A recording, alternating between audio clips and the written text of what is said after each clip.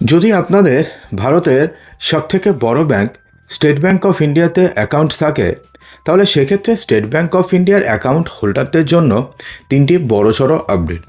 হ্যাঁ বন্ধুরা, যদি আপনাদের স্টেট ব্যাংক অফ ইন্ডিয়াতে অ্যাকাউন্ট থাকে তাহলে সেক্ষেত্রে এই তিনটি আপডেটই কিন্তু আপনাদের অবশ্যই জানতে হবে। বিশেষ করে শেষের দুটি আপডেট তো আপনাদেরকে জানতেই হবে।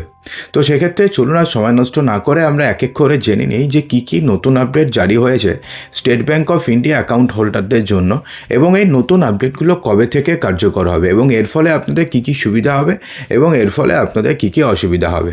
তবে তার পূর্বে স্টেট ব্যাংক অফ ইন্ডিয়ার পরিষেবা আপনাদের কেমন লাগে কমেন্ট বক্সে জানাবেন, এবং আমাদের চ্যানেলে নতুন হয়ে থাকলে সাবস্ক্রাইব করবেন। ফেসবুক থেকে দেখে থাকলে ফেসবুক পেজটিকে ফলো করে দেবেন। ফেসবুক পেজের লিঙ্ক ভিডিও ডেসক্রিপশন বক্সে দেওয়া রয়েছে। দেশের বৃহত্তম সরকারি bank state bank of India এবার এটি বড় সিদ্ধান্ত গ্রহণ করেছে, যার ফলে প্রভাবিত হতে চলেছেন ব্যাংকের কোটি কোটি গ্রাহক।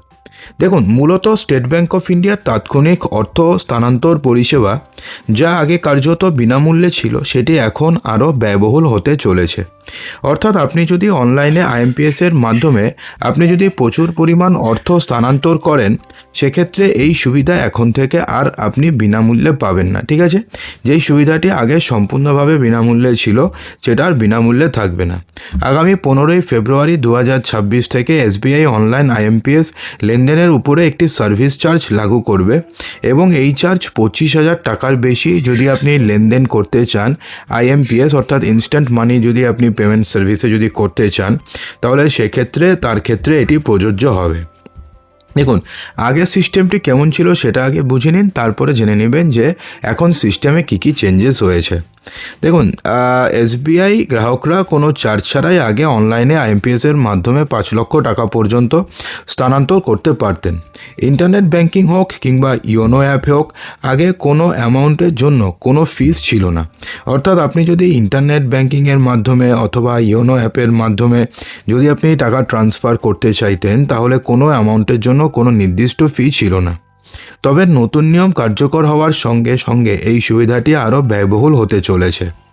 তবে ব্রাঞ্চ থেকে পরিচালিত আইএমপিএস লেনদেনের জন্য চার্জ অপরিবর্তিত রয়েছে। অর্থাৎ আপনি যদি ব্রাঞ্চ থেকে আপনি যদি আইএমপিএস করেন, তাহলে সেক্ষেত্রে আগে যা চার্জ ছিল এখনও সেম চার্জ থাকবে। তাহলে কোন লেনদেনের ক্ষেত্রে এখন কত টাকা চার্জ করা হয়েছে? নতুন নিয়ম অনুযায়ী 25,000 টাকা থেকে 5 লক্ষ টাকা পর্যন্ত আপনি যদি অনলাইনে আইএমপিএস করেন, তাহলে সেক্ষেত্রে এখন আপনাকে চার্জ দিতে হবে। এক্ষেত্রে 25,000 টাকা থেকে 1 লক্ষ টাকা পর্যন্ত যদি আপনি আইএমপিএস করেন, তাহলে সেক্ষেত্রে 2 টাকা প্লাস 18% জিএসটি দিতে হবে। একদিকে 1 লক্ষ টাকা থেকে 2 লক্ষ টাকা পর্যন্ত আপনি যদি লেনদেন করেন, তাহলে সেক্ষেত্রে চার্জ দিতে হবে হচ্ছে 6 টাকা প্লাস হচ্ছে জিএসটি। এছাড়া 2 লক্ষ টাকা থেকে যদি আপনি 5 লক্ষ টাকা পর্যন্ত লেনদেন করেন, তাহলে সেক্ষেত্রে চার্জ করা হবে হচ্ছে 10 টাকা প্লাস জিএসটি। এর মানে হচ্ছে যদি আপনি ইয়োনো অথবা ইন্টারনেট ব্যাংকিংয়ের মাধ্যমে 3 লক্ষ টাকা পাঠান, সেক্ষেত্রে আপনাকে 30 টাকা প্লাস জিএসটি হচ্ছে 18%, অর্থাৎ 1 টাকা 80 পয়সা, অর্থাৎ 11 টাকা 80 পয়সা আপনাকে চার্জ দিতে হবে। এক্ষেত্রে কম অ্যামাউন্টে টাকা পাঠালে গ্রাহকরা কিছুটা স্বস্তি পাবেন, কারণ 25,000 টাকা পর্যন্ত যদি আপনি অনলাইন আইএমপিএস করেন, তাহলে সেটাকে বিনামূল্যে থাকবে, অর্থাৎ সেক্ষেত্রে কোনো চার্জ হবে না। দেখুন, ব্রাঞ্চ থেকে আইএমপিএস করলে সেক্ষেত্রে কী কী পরিবর্তন করা হচ্ছে? ব্রাঞ্চ থেকে আইএমপিএস করা গ্রাহকদের জন্য চার্জ একই থাকছে। ঠিক আছে, এক্ষেত্রে 1,000 টাকা পর্যন্ত লেনদেনের ক্ষেত্রে কোনো চার্জ লাগছে না। 1,000 টাকা থেকে 1 লক্ষ টাকা পর্যন্ত লেনদেনের ক্ষেত্রে চার্জ হলো 4 টাকা প্লাস জিএসটি। এছাড়া 1 লক্ষ টাকা থেকে 2 লক্ষ টাকা পর্যন্ত লেনদেনের ক্ষেত্রে চার্জ দিতে হবে 12 টাকা প্লাস জিএসটি। 2 লক্ষ টাকা থেকে 5 লক্ষ টাকা পর্যন্ত লেনদেনের ক্ষেত্রে চার্জ লাগবে হচ্ছে 20 টাকা প্লাস জিএসটি। এর অর্থ স্পষ্ট যে অনলাইন লেনদেন এখন ব্রাঞ্চ লেনদেনের তুলনায় সস্তা হচ্ছে, এবং তবে সম্পূর্ণ বিনামূল্যে হচ্ছে না। ঠিক আছে, অর্থাৎ আপনি যদি অনলাইনে লেনদেন করতে চান, তাহলে সেটা ব্রাঞ্চের লেনদেনের তুলনায় সস্তা হবে। অর্থাৎ আপনি যদি ইন্টারনেট ব্যাংকিংয়ের মাধ্যমে যদি আপনি ফান্ড ট্রান্সফার করেন, তাহলে সেক্ষেত্রে সস্তা হবে, কিন্তু একদম যে চার্জ ফ্রি যেটা আগে ছিল সেটা হবে না। দেখুন, তবে কয়েক ধরনের অ্যাকাউন্ট রয়েছে যেগুলোতে কোনো প্রকারের চার্জ করা হবে না। এসবিআই কিছু অ্যাকাউন্টকে এই চার্জ থেকে সম্পূর্ণভাবে অব্যাহতি দিয়েছে, যার মধ্যে রয়েছে ডিএসপি থেকে শুরু করে পিএমএসপি, সিজিএসপি, বিএসপি এবং আরএসপির মতন বেতন প্যাকেজ অ্যাকাউন্ট, যেগুলো স্যালারি অ্যাকাউন্ট রয়েছে, সেখানে এই চার্জেস লাগবে না। এছাড়া শৌর্য পারিবারিক পেনশন অ্যাকাউন্ট, অর্থাৎ এটা আর্মিদের জন্য, অর্থাৎ ডিফেন্সের জন্য।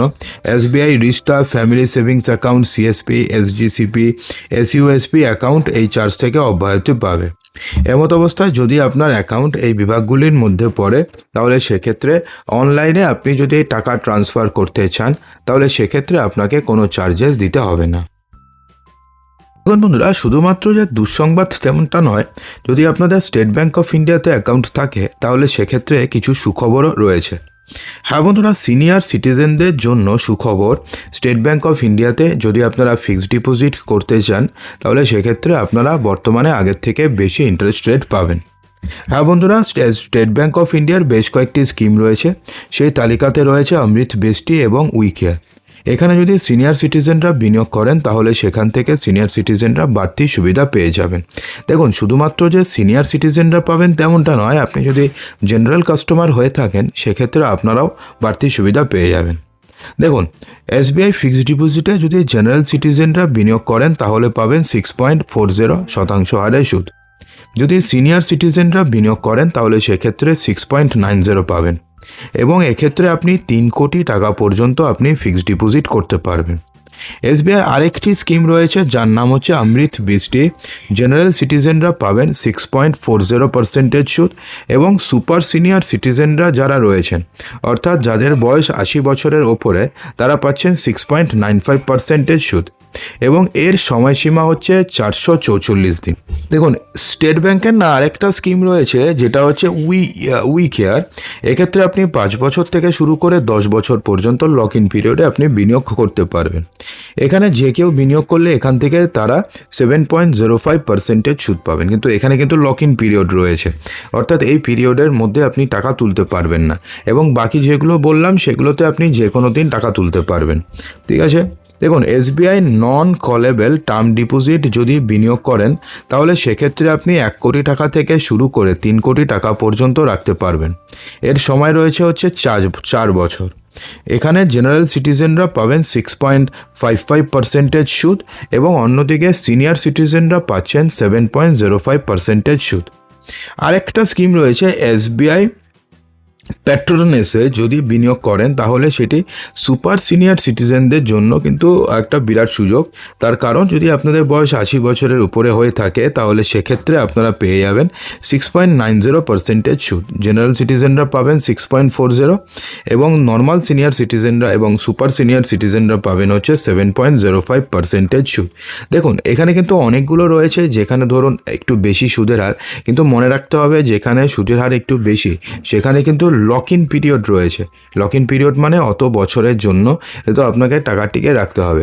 বিশেষ কোনো টার্মস অ্যান্ড কন্ডিশন ছাড়া বা বিশেষ কোনো কারণ ছাড়া আপনি সেই টাকাটিকে ভাঙতে পারবেন না। যেমন করে পোস্ট অফিসের এনএসসি রয়েছে, পোস্ট অফিসের যে বিভিন্ন স্কিমগুলো রয়েছে, এখানে যেমন নর্মালি পিপিএফ রয়েছে, যেমন একটা, যে আপনি যখন চাইবেন তখন টাকা ভাঙতে পারবেন না, তার জন্য আপনাকে কোনো কন্ডিশন দিতে হবে, অর্থাৎ তার জন্য আপনাকে কারণ দেখাতে হবে যে কী কী কারণে আপনি ভাঙতে চাইছেন। তো সেগুলো ছাড়া যদি নর্মালে যদি আপনি টাকা যদি আপনি ফিক্সড ডিপোজিট করতে চান, সেক্ষেত্রেও আপনি কিন্তু ভালো ইন্টারেস্ট রেট পাবেন। তো সেক্ষেত্রে কীভাবে করবেন, তার জন্য আপনাদের নিকটবর্তী যে স্টেট ব্যাঙ্ক অফ ইন্ডিয়ার ব্রাঞ্চ রয়েছে, সেখানে গিয়ে আপনি একবার কথা বলে আসতে পারেন। তো বন্ধুরা, আশা করব যে ভিডিওটিতে আপনাদের সমস্ত কিছুই সঠিকভাবে বোঝাতে পেরেছি। যদি ভালো লেগে থাকে তো লাইক করবেন, শেয়ার করবেন, এবং চ্যানেলটিকে সাবস্ক্রাইব অবশ্যই করবেন।